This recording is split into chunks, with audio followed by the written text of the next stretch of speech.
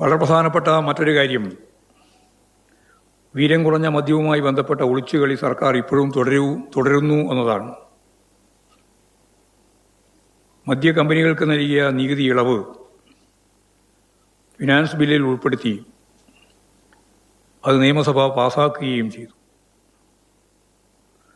Excise വകുപ്പ് കൈകാര്യം ചെയ്യുന്ന മന്ത്രി തന്നെ പറഞ്ഞത്,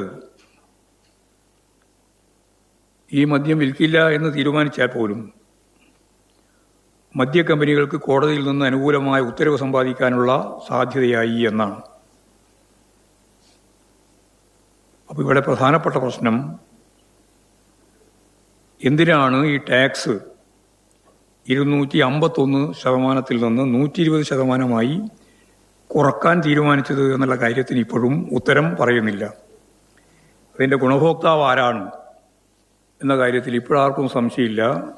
വേറെ ആരുമല്ല, മദ്യ മുതലാളിമാർ തന്നെയാണ്.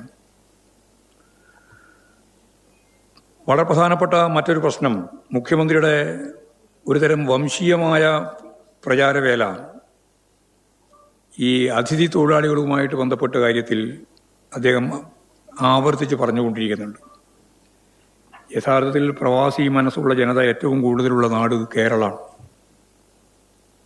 ഇവിടെയുള്ളവരാണ് യഥാർത്ഥത്തിൽ ലോകത്തിൻ്റെ വിവിധ മേഖലയിൽ ചേക്കേറി ജീവിതം നയിച്ച് മുമ്പോട്ടേക്ക് പോകുന്നത്. അപ്പോൾ സ്വന്തം നാട്ടിലേക്ക് പണം അയക്കുന്നത് ഉൾപ്പെടെയുള്ള കാര്യങ്ങൾ ചൂണ്ടിക്കാണിച്ച്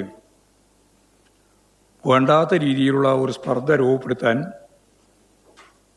കേരളത്തിൻ്റെ മുഖ്യമന്ത്രി എന്ന നിലയിൽ ഒരിക്കലും ആ ഒരു പരാമർശം പോലും നടത്താൻ പാടില്ലായിരുന്നു എന്നാണ് അത് സംബന്ധിച്ച് പറയാനുള്ളത്.